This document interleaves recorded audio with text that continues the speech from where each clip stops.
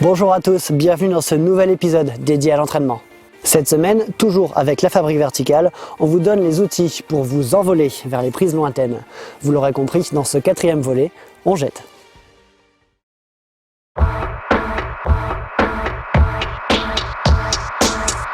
Bonjour, c'est Laurence Guillon de la Fabrique Verticale. Aujourd'hui, nous allons parler des jetés. Un mouvement impressionnant, pas toujours facile à maîtriser, mais qui peut vous dépanner dans bien des situations. On pourrait croire qu'un jeté c'est quelque chose d'assez basique, mais en réalité il y a beaucoup de choses auxquelles penser et c'est ce qu'on va voir ensemble aujourd'hui.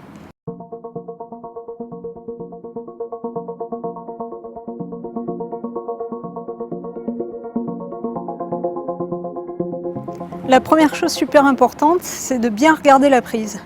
La prise d'arrivée, ça doit être comme une cible pour vous, vous ne devez pas la quitter des yeux. Le deuxième point, c'est d'être hyper positif. Et le jeté, c'est un mouvement où il n'y a aucune place pour l'hésitation. Donc vous devez être convaincu que vous allez réussir le mouvement, inspirer un grand coup, et puis vous envoyer la sauce. On reparlera d'ailleurs du mental dans un prochain épisode.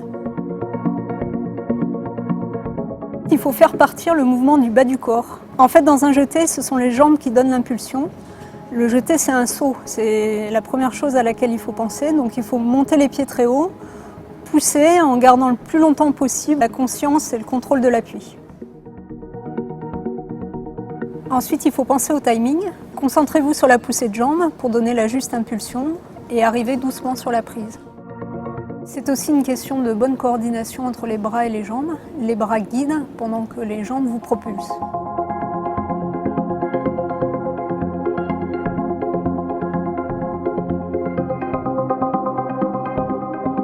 Pensez à vous balancer. La prise d'élan est super importante dans un jeté.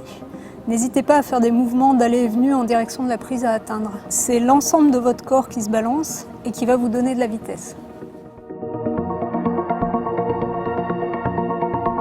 Pensez trajectoire. Idéalement, votre centre de gravité ne doit pas trop s'éloigner du mur. Et surtout, pensez à gainer votre bassin pour profiter de l'énergie des jambes. Maintenant, il va falloir contrôler l'arrivée. Le plus dur, c'est de s'arrêter, surtout quand l'arrivée est plate. Si c'est un petit jeté, concentrez-vous sur le gainage pour garder les pieds au contact. Si vous envoyez vraiment, vous allez vous prendre un ballon. Et là, il va falloir relâcher le bas du tronc et replier les jambes pour tout absorber. C'est ce qu'on appelle un scorpion.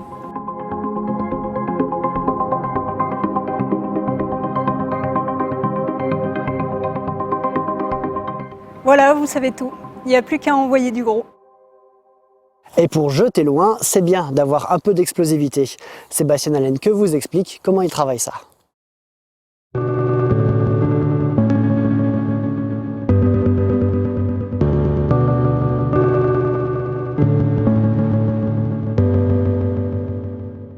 A great way in order to work on dynamic movements is doing a lot of hard movements on the campo sport, doing far movements there, trying to do them explosive and not wasting any time from campo scrimp to campo scrimp. This way you're going to improve very well in this way. Dans le prochain Progression Verticale, on se penchera sur la Conti. Ce sera, vous le savez, dans 15 jours. Entre-temps, dans le relais vertical de mardi prochain, on vous fera vivre l'Ice Climbing Écrin qui a eu lieu ce week-end avec du beau monde. À bientôt.